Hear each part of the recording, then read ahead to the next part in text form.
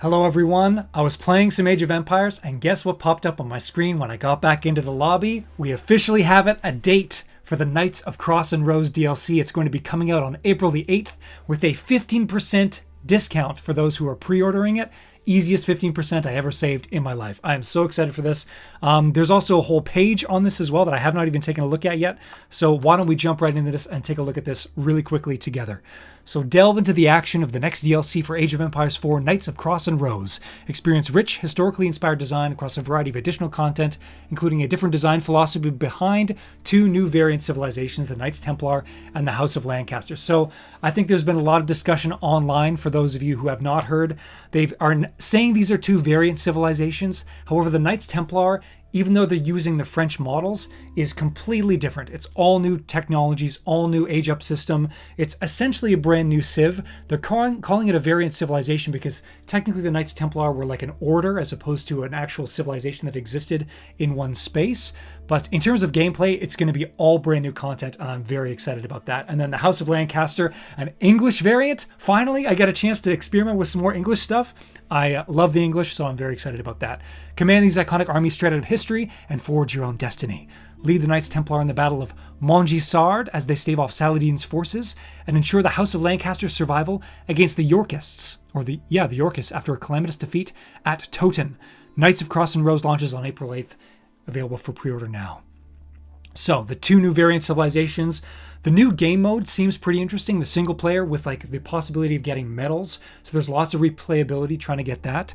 And then 10 new maps as well is going to be amazing. Can't wait to have those playing in quick match and also beyond. There's even more. Okay, they've introduced the variant civilizations in the last expansion, pushed even further to explore a broad range of history by highlighting specific moments in time. With the feedback from Sultan's Ascend in mind, we've applied a more direct civilization treatment and aimed for as high a level of authenticity as possible. We've added more content, more unique units, more upgrades, and more abilities. You will love to see it. Excited to present two exciting new variant civilizations, the Knights Templar, the French variant. Command the indomitable Knights Templar. Okay, there's a new screenshot here that we have not seen before. Seems like this might be campaign related. The campaign tends to have these like little enclosures that are built with stone walls in a very specific way. Interesting. Valorous Crusaders, a blend of European military traditions, which brings a wide range of possible strengths. They were a military order bringing together individuals from a variety of nations, all the different flags that we've been seeing. With a powerful unit roster, the Knights Templar unique recruitment system gives them a fun strategic edge. With the real historic order, Templar commanderies were established in almost every European kingdom, and thus why they're a variant civilization. We bring this historic system to life through the Commandery Age-Up system. Select one of 3 allies with each age to receive a permanent bonus and unique unit. With a broad roster of unique units to choose from, you'll need to consider both your short and long-term strategy. Very much reminding me of the Ayyubids in terms of being able to choose of kind of 3 different options, and it's going to change depending on the age-up. Really excited to see how this goes. Their unique Keep the Fortress will play a key strategic role in their overall gameplay. And then the House of Lancaster, the English variant. This is new.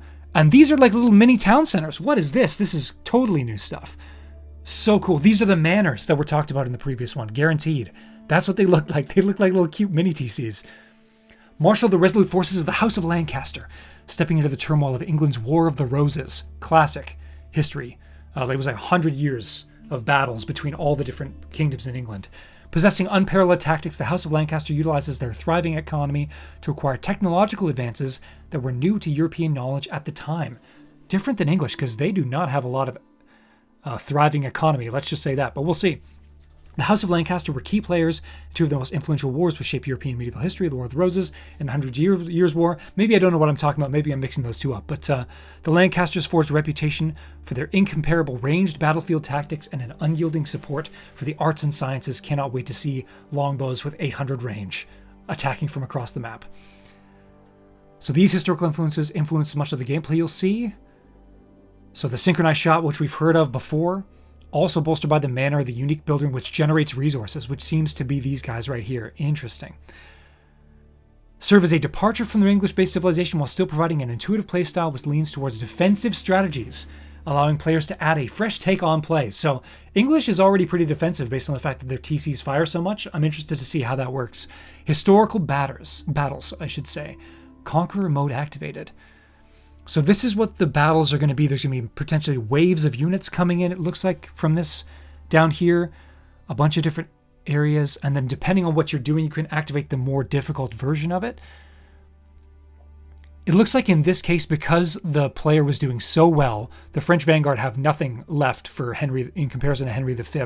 The Conqueror mode has been activated, and it's just sending a huge wave of people your way. So that's very interesting. You have to defeat all 3 French divisions in a certain time period. Oh man, I'm so excited to try this. I really have enjoyed the Art of War. I loved optimizing those, so really excited to play that. And I really liked the Sultan's Ascend campaign. It was really fun, went through that whole thing, got all the achievements that were specific to each mission, and liked the gameplay there. So if it's anything like that, I'm definitely going to like that. It seems like this is much less Fog of War, though. It seems like the whole map is revealed, which is interesting. Live the legacy of these iconic armies in a new single-player action-packed game mode, Historical Battles.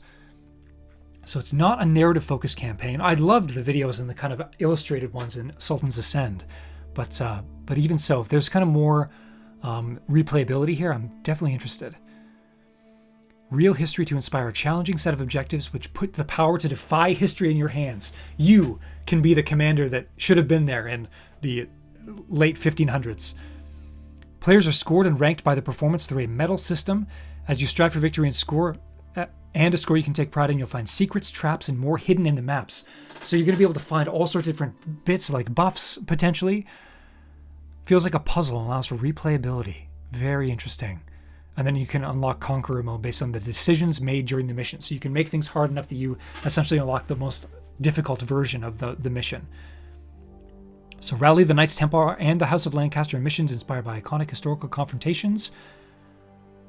Oh, so this is where in Montgisard, and then survival against the Yorkists. I think this is the Yorkists. Henry V being, I think, a classic Lancaster leader. That would be my guess that we're looking at here. Ooh, the new maps! We got a sneak peek. Okay, Relic River. Oh my gosh. So 3 sacred sites. Are these cliffs that are blocking this off? Weird. So you're gonna have to control the water to get to like the different levels potentially. I'm not sure what these kind of delineations of the map are, but that's going to be very strange. And then like there's going to be relics up here at the very top, so the person who controls the water is going to be able to get up here for some of these additional resources. Who knows? Mountain Lakes looks a lot to me like Ancient Spires. So maybe it's like a better version of that map, because that map is, I'm not a huge fan. Water Lanes. I feel like I've seen this in some of the pros and in some of the tournaments. So you've got like 2 people completely cut off, and then you're kind of going through big woodlines on the outside, kind of a large middle section as well. Wasteland. Looks like lots of stealth forts, tons of stone in the middle. Interesting. So it's kind of the outside is filled, and then the middle is just a wasteland of stone. That'll be interesting to see.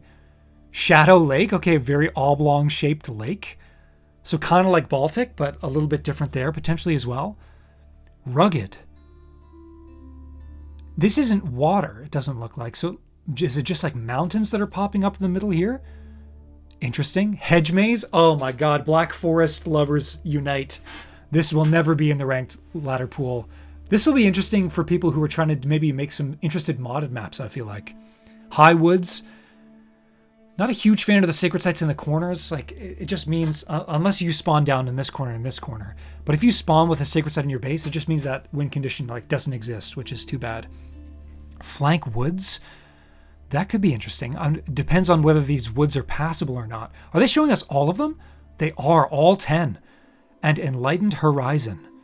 So yeah, you want to go over here, place 1 keep. It's kind of like King of the Hill in a way.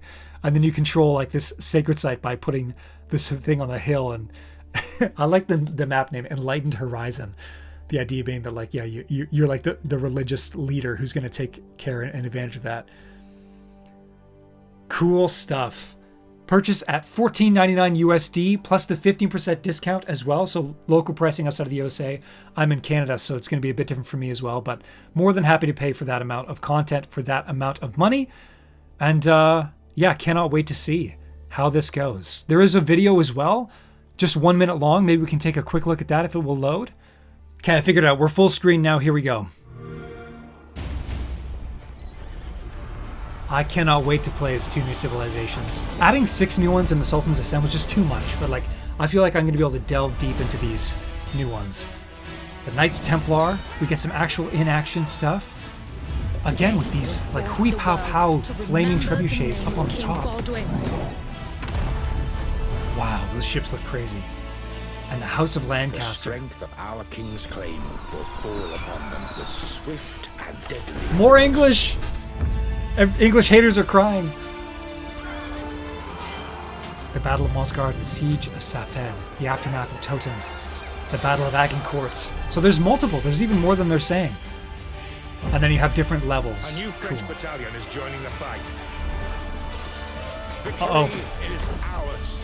It looks like Conquer Mode might be tough. And then 10 new maps. Look at how big those armies get and all the unique units that are in there. This was the screenshot that we got from before. The Knights of Cross and Rose. I am so excited. Cannot wait for April 8th to download this and just get going. Okay, that is the update from me. Hopefully you appreciated me going through this. I know a lot of the other guys who are the more pro perspective are kind of taking a look at this, but I wanted to throw my 2 cents in as somebody who plays the game a little bit more casually than they do. And yeah, very much excited. Let me know how you're feeling in the comments down below. Let me know if I missed anything from kind of the screenshots and stuff. And yeah, very excited for April 8th. It's just around the corner and it's going to be fun. Thank you so much for watching. We'll make another video based on the current civilizations and the current patch up next. But in the meantime, have a great rest of your day. And yeah, bye for now.